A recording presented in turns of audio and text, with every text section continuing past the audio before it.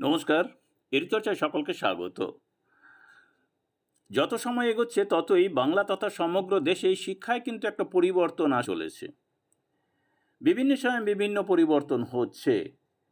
এটা জাতীয় শিক্ষানীতি বা শিক্ষার অধিকার আইনের নীতি মেনেই করা হচ্ছে। আর আমরা জানি যে 2025 সালের জানুয়ারি থেকেই প্রায় 2000-এর উপরে পঞ্চম শ্রেণী মাধ্যমিক বা আপার প্রাইমারি বা উচ্চ প্রাথমিক থেকে চলে যাচ্ছে প্রাথমিকে। এটা যেমন একটি সিদ্ধান্ত। এবার 2025 থেকে ছুটি নিয়ে কিন্তু একটা বড় সিদ্ধান্ত নিয়ে ফেলেছে শিক্ষা দপ্তর। তো আমরা জানি যে প্রাথমিকের সঙ্গে মাধ্যমিকের বা উচ্চ প্রাথমিকের ছুটি নিয়ে একটা পার্থক্য থাকে। যেমন গ্রীষ্মের ছুটি প্রাথমিকের সঙ্গে উচ্চ প্রাথমিক বা মাধ্যমিকের সমতা থাকলেও পুজোর ছুটি বা উৎসবের যে ছুটি থাকে সেই ছুটি নিয়ে কিন্তু প্রাথমিকের শিক্ষক বা ছাত্রছাত্রী বা অভিভাবকদের মধ্যে একটি ক্ষোভ থাকে।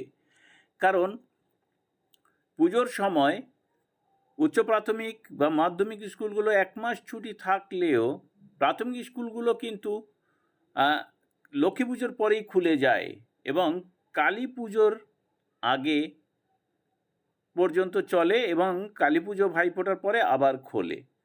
তো মাধ্যমিক স্কুলগুলো বা উচ্চ প্রাথমিকগুলো কিন্তু দুর্গাপুজোর আগে ছুটি হয় এবং একেবারে ভাইফোঁটার পরে টানা ছুটি ভোগ করে তারা। আর এই নিয়ে যে অসন্তোষ তৈরি হয়েছে ছাত্র অভিভাবক শিক্ষকদের মধ্যে, তা দূর করতে এবার প্রাথমিক শিক্ষা পর্ষদ, শিক্ষা দপ্তর এবং মধ্যশিক্ষা পর্ষদ সব একসঙ্গে সিদ্ধান্ত নিয়েছে বা শিক্ষা দপ্তর মিলে সিদ্ধান্ত নিয়েছে যে ছুটি নিয়ে কিন্তু আর কোনো বৈষম্য থাকবে না। এবার থেকে প্রাথমিকেও মাধ্যমিকের মতোই সমান ছুটি উপভোগ করবে।